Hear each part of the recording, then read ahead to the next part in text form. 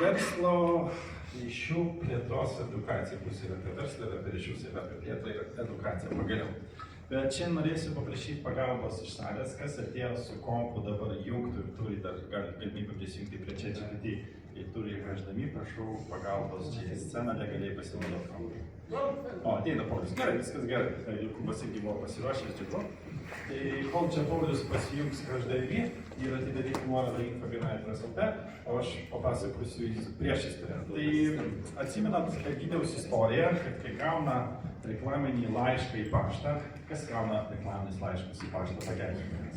Edukacija žinokit jums. Tai yra galimybė. Nenupirkti tą produktą, bet padėti tiek tam nariui, tiek kitiem. Egidijus tokiu pavyzdžiu pakvietė mūsų narį Adas Tašiūną škart Manhešin. Dabar Adas yra mano klientas, tai Egidijau ačiū už aną sprendimą kažkada, nes dabar turiu pajamų iš to. Jam pagelbėti jo versle gaminti greičiau, ne? Taip. Info.lt. Tai žinant mūsų klubo statistiką, silpniausia vieta yra su svečių kvietimu. Tai aš praeisą savaitę visą sirgau, tai suradau laiko padaryti kažką Aitvarui, tai sukūriau tokį asistentą, reikia naudotis tuo, apie ką mokini kitus. Čia yra asistentą, tai 7 eilutė, Pauliau, pakviesk vieną į aitvaras.lt. Paspauskime šitas nuorodas. Ačiū už pasitikėjimą dabar. Jisai tavo informaciją nukeliavo pas mane. O, inaccessible. And sure you're using right account. Nu, pabandyk ten mano accountas įsijungti, ar viskas gerai. Aš čia tik darau čeką padarysiu, ar jis yra atviras per nuorodą. Būna ir taip per edukacijas. Tu pažiūrėk, ar esi prisijungęs. Turi internetą? Jo. Suriukas. Jis buvo apdėmė, atsiprašau, tuoj paspausti reloadą ir turi įsiveikti. Tai va, kadangi sirgau, tikiuosi atleisit, nes smegenys nedirbo 100%, jau reikia. Bet tik ChatGPT paspausti dar kartelį ant tas anos nuorodas. Jis paklius į būtent kitą asistentą, kuris buvo reikalingas.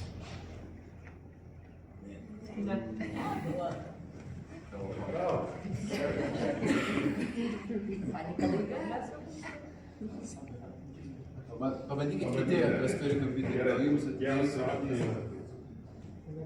pasileiskite. Turim planą B. Pasitikiu tavimi. Nepaliek, bet čia pajungti laidą, padarysim tą patį. Tai aš jau pradėsiu pasakoti, ką jis daro. Tai tas asistentas dirba dviem būdais. Vienas būdas tai būtent, kad kai jūs gaunat kažkokį laišką, nereikia skirti laiko kurti gražų laišką, galima pasinaudoti esančių asistentų, jau tai reikia nukopijuoti tą reklaminį laišką ir įkelti į tą asistentą.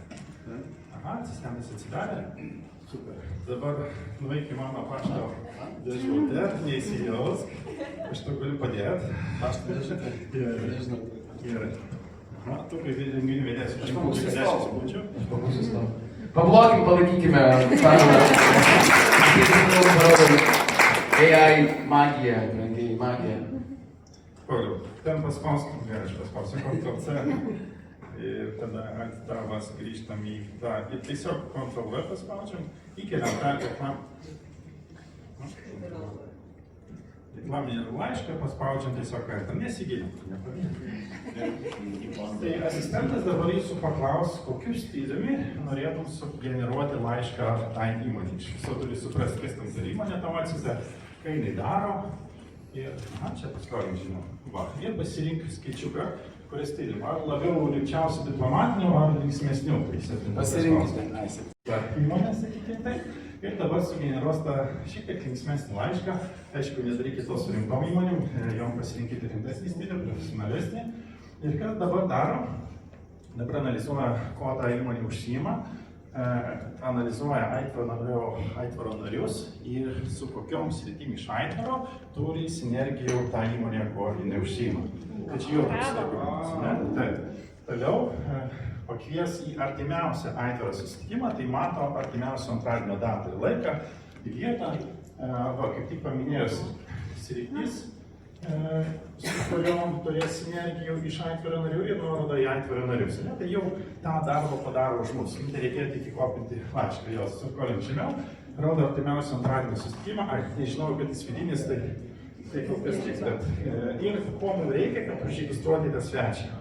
Tai tikrai sutaupo jums laiko ir dar pabaigoje visada turiu paminėti jūsų populiariausią vertybę, tai yra gyverskiai. Ir tą padaro už jūs įdėję tik elektroninį laišką.